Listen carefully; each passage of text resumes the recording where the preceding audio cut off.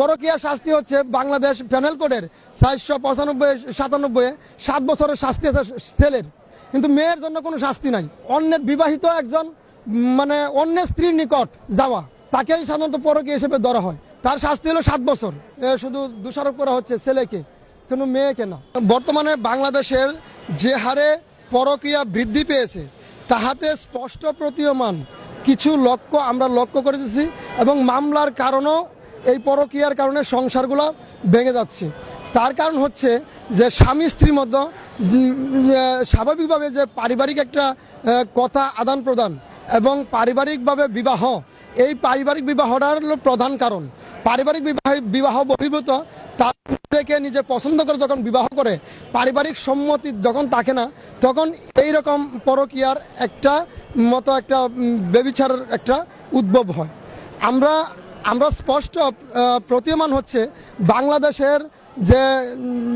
বাংলাদেশের প্রত্যেক পরিবারের সাধারণত অপরের দিকে যে দৃষ্টি দেখা যাচ্ছে সেটা হচ্ছে তারা অন্যের প্রতি বেশি আসক্ত, এবং অর্থনৈতিক দিক দিয়ে, সামাজিক দিক দিয়ে এবং সমাজের প্রত্যেকটা রন্ধে রন্ধে স্তরে স্তরে যে স্বামী বা স্ত্রীর যে মূল্য বা মর্যাদা তাহা ক্ষুণ্ণ হইতেছে।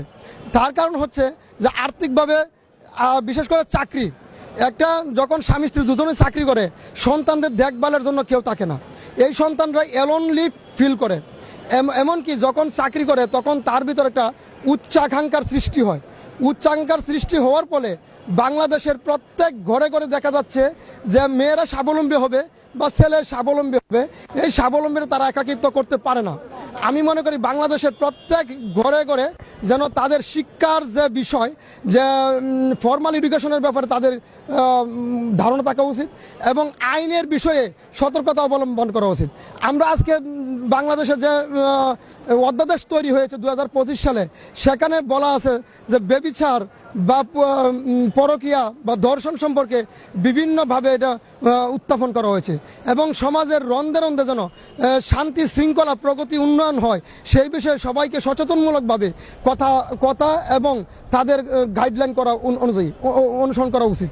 আমি মনে করি এই যে স্বামী স্ত্রীর মাঝে সর্বোচ্চভাবে তারা যেন একাকী বিবাহ না করে, তারা যেন সামাজিকভাবে এবং বিবাহের যে শর্ত, যে রুকুন, বিবাহের যে নিয়ম শৃঙ্খলা এবং আত্মীয় করার পূর্বে তাদের সবার সাথে সৌহার্দ্যপূর্ণ সম্পর্ক এবং সৎভাবে তাদের যে ফ্রাঙ্কলি তাদের কথা স্বামী বা স্ত্রীর উভয়ের সম্মতিক্রমে একটা লেভেল যখন হয়, তখন সেই বিবাহরা অনেক দিন পর্যন্ত স্থায়ী থাকে। যে না জানিয়ে অন্যকে বিবাহ করা, আপনি যখন বিবাহ করবেন তার অবশ্যই তার মা, প্যারেন্টস যারা আছে, আইনের ভাষায় বলে এক্সটেন্ডেড ফ্যামিলি, বর্ধিত পরিবার। এই এক্সটেন্ডেড ফ্যামিলি মিনস হচ্ছে কি, সেটা যে মা বাবা ভাই বোন আত্মীয় স্বজন, তাদেরকে ছাড়া যখন বিবাহটা করবেন একাএকি, তখন আপনি জানতেছেন না যে সে আসলে কোথায় বা প্রকৃত অ্যাকচুয়াল ম্যাটার তার জানেন না। প্রিভিয়াস টাইম সে কয়টা বিবাহ হয়েছে বা তার অবস্থান কি, আপনি চোখের অন্ধত্বর কারণে আপনি যে মানসিকভাবে যে তাকে একাকী পেয়ে সন্তুষ্ট হয়েছেন, কিন্তু তার পরবর্তীতে সাবসিকুয়েন্ট টাইম তার যে একটা এগ্রি, তার যে একটা মতামত, তার যে অপিনিয়ন, তার ওয়ান্টিং, এই বিষয়ে আপনার কোনো ধারণা না থাকার ফলে এই বিবাহ বিচ্ছেদ হইতেছে। বিবাহ বিচ্ছেদের শাস্তি, বিবাহ বিচ্ছেদ না, যদি কোনো নারী পরকীয়া করে, পরকীয়া শাস্তি হচ্ছে বাংলাদেশ পেনাল কোডের 495-97 7 বছরের শাস্তি আছে ছেলের, কিন্তু মেয়ের জন্য কোনো শাস্তি নাই।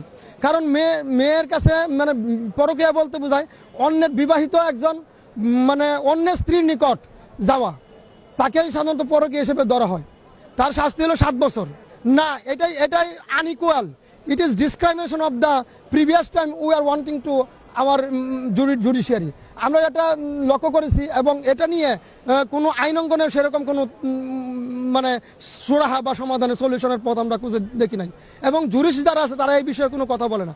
কারণ আমাদের যে বিষয়টা হচ্ছে সম্পূর্ণ যে এই নারী ও শিশু নির্যাতন দমন, আমাদের ঢাকা জজ কোর্টে 10টা ট্রাইব্যুনাল আছে, সেখানে বর্তমানে আরেকটা ট্রাইব্যুনাল তৈরি হয়েছে, শিশু ধর্ষণ অপরাধ ট্রাইব্যুনাল। আমরা সেখানে দেখি আমাদের ছেলেদের বা যারা পুরুষতান্ত্রিক সমাজের সবার বিচার হচ্ছে, কিন্তু এই পেনাল কোডের যে 497 যে বিষয়টা আসছে, সেখানে শুধু দোষারোপ করা হচ্ছে ছেলেকে, কোনো মেয়েকে না।